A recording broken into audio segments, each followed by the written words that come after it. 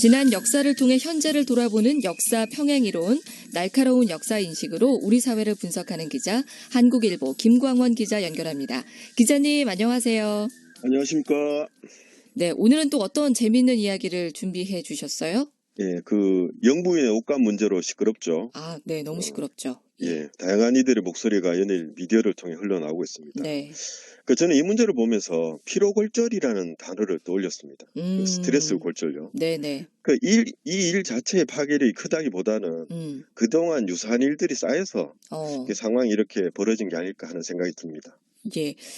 유사한 일이라고 하시면은 어떤 일들을 두고 하시는 말씀일까요? 우선 첫째가 이제 대통령 아들의 국가지원금 수령과 관련해서 오랫동안 여러 번 말이 나왔잖아요. 네네. 그래서 아들 측에서는 이제 비난과 비판에 대해 적극적으로 맞대응을 했습니다. 또 이제 얼마 전에 대통령 딸의 소위 친정살이로 이 딸이 이제 세인의 입에 오르내린 적이 있습니다. 네. 아무 문제 없다 이런 의견도 있지만 그렇게 보지 않는 사람도 많습니다. 네. 그래서 이런저런 일들이 겹친 끝에 옷값과 관련해서 이렇게 큰 파열음이 터진 게 아닐까 이런 생각이 듭니다. 대통령이라고 하면은 최고 권력자인데 가족과 예. 관련된 문제라는 또 공통점이 있네요. 그렇죠. 예. 이름값이라는 게 있잖아요. 네. 저는 아직도 대통령 아들과 딸의 이름을 잘 모릅니다. 그러나 예. 대통령의 가족이 네. 대통령의 가족에 가지는 무게감이 있죠. 네. 그래서 이 부분에 대해서 너무 무감했던 것이 아닐까 하는 생각이 좀 듭니다. 네네. 그럴 수가 있죠. 사실 연예인들도 이름값 때문에 못하는 말과 행동, 제약들이 참 많은데 정치인들 가족도 역시나 좀 아무래도 공인이다 보니까 그 가족은 사실 뭐 직함이 있고 권력이 있고 이런 건 아니지만 조심스러운 거는 좀 사실이죠. 조심해야 그렇죠. 되고. 예. 좀 황당한 이야기인데요. 예. 영조임금 시대에 달문이라는 유명한 광대가 있었습니다. 한 번은 경상도에 있었던 사람들이 네. 내가 달문의 아들이다. 내가 달문의 조카다. 이렇게 이제 사칭을 해서 사람을 모읍니다. 그러고 나서 임금을 헐뜯는 말을 막 퍼뜨리거든요. 예. 이건 영모입니다. 그 시대에는. 그러게요. 근데 서울에 있던 달문은 전혀 모르고 있었어요. 네네. 그런데도 이 사실이 밝혀진 뒤에 달문은 유죄 이렇게 선고받고 유배를 떠났습니다. 이건 진짜 말 그대로 이름값을 너무 톡톡히 치른 건데 예. 오히려 옛날 사람들이 이런 부분은 좀 더 예민했던 것 같기도 해요. 그렇죠. 명분을 중시했기 때문에 그렇겠죠. 그러니까 오늘 준비한 본격적인 이야기는 광해군 시대 일들입니다. 이것도 이제 이름값에 대한 이야기인데요. 네. 광해군은 조선의 15대 왕입니다. 그런데 왕이 오를 때 중국의 반대가 너무 심했어요. 이유가 뭐냐면 마지가 아니다라는 것 때문이었습니다. 네. 그러니까 좀 다른 이야기인데 우리나라 일은 우리가 알아서 하면 되지 왜 남의 나라를 신경 써야 되는가 이렇게 할 수도 있겠죠. 네. 그런데 사실 그런 건 지금도 마찬가지입니다. 뭐냐면 쿠데타로 정권을 잡거나 부당한 방법으로 정치를 하면 이웃 나라들이 그 권력을 인정하지 않는 경우가 그렇죠. 있잖아요. 네. 무역 제재 당하기도 하고. 현재 러시아의 지도부는 국제사회에서 그 영향력을 급격하게 상실하고 있습니다. 그렇죠. 그래서 국가 정책과 권력이 국제사회에서 승인을 못 받는 거죠. 맞습니다. 이게 개인이 혼자서 사회에서 살아갈 수 없듯이 나라 간 문제도 사실은 이 관계가 좀 똑같은 부분이니까요. 그렇죠. 예, 국제사회도 말 그대로 사회의 한 부분이니까. 예. 광해군 사태 100년 전쯤에 연산군을 몰아내는 반정이 있었잖아요. 네. 그때도 이제 절차상의 문제가 좀 있었지만 별 무리 없이 왕권을 인정했습니다. 근데 광해군과 관련해서 깐깐하게 나온 데는 조선 자체의 문제보다는 명나라 내부 사정의 원인이 있었습니다. 그게 뭐냐면 명나라 13대 황제의 만력제가 첫째가 아닌 셋째 아들을 후계자로 삼고 싶어 했거든요. 그 신하들이 들고 일나는 거예요. 장자 상속의 원칙을 깨지 말아야 된다 이렇게 주장합니다. 근데 그 와중에 조선에서 장자가 아닌 아들, 광해군은 선조의 둘째 아들이었거든요. 그러니까 둘째가 왕권을 상속받겠다 이렇게 하니까 난리가 난 거겠죠. 그렇네요. 지금 이런 와중에서 그 조선의 그 장자가 아닌 저기를 왕세자로 한다고 그러면은 자기네들도 명분이 없어지니까. 그렇죠. 그런 논리를 세울 수가 있으니까 더욱더 더 크게 반발을 하고 반대를 했겠네요. 그렇죠. 명나라 법이 엄격합니다. 보면 뭐냐면 황제의 삼촌과 조카, 형제, 아들은 성인이 되면 모두 북경을 떠나도록 했습니다. 그런데 이제 이 경우에 1601년에 이제 장자가 태자로 책봉이 됐거든요.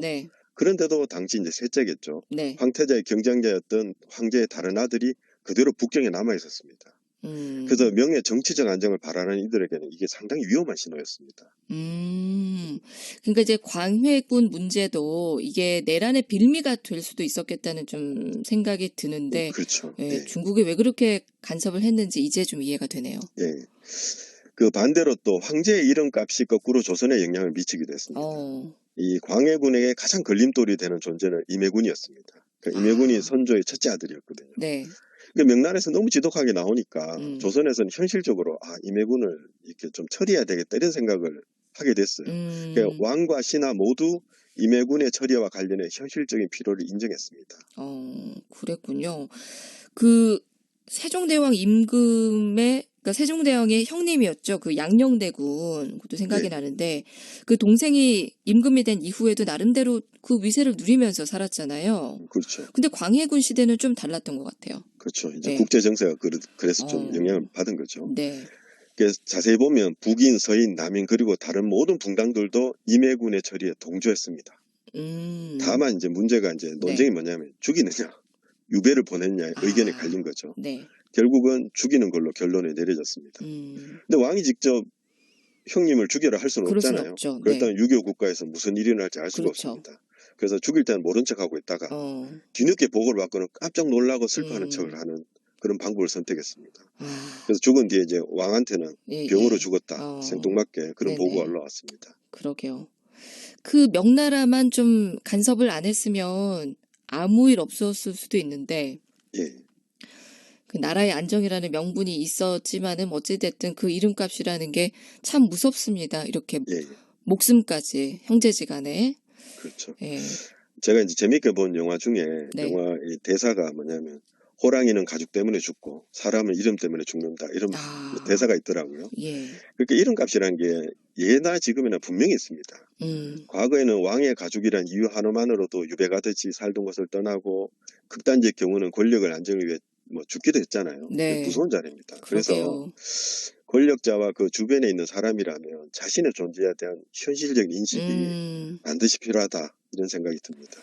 맞습니다. 그 권력 당사자가 아니더라도 특히 그 가까운 자리에 있을수록 아무래도 뭐 세간의 이목이 다 집중이 돼 있고 늘 감시의 대상이 되고 그러니까요.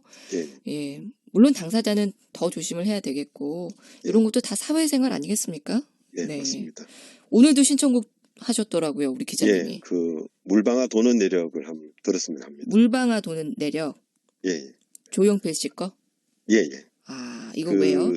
예, 이 노래가 정치나 권력의 신물을 느끼는 사람들을 위해 나온 곡이었거든요, 원래. 그래요? 그래서 또 오랫동안 그런 의미로 불려지고 있습니다. 그래서 이 권력의 교체기에 한 번쯤 들어볼 만한 곡이다 이런 생각이 들어서 신청했습니다. 알겠습니다. 그럼 이 이야기에 이어서 한번 잘 들어보도록 할게요. 기자님 다음 주에 뵙겠습니다. 예, 들어가십시오. 네, 한국일보 김광원 기자와 함께 역사 평행이론 들어봤습니다. 기자님께서 신청해 주신 곡 들어보기 전에 제가 이때 퀴즈 정답을 알려드릴게요. 우리 기자님께서 다 얘기를 해주셨죠. 오늘 정답은 광해군이었습니다. 2번 광해군이고 그래도 다들 잘 맞춰주셨네요. 제가 퀴즈를 길게 못 내드렸는데도 많이 왔습니다. 선물 소개를 짧게 해드릴게요.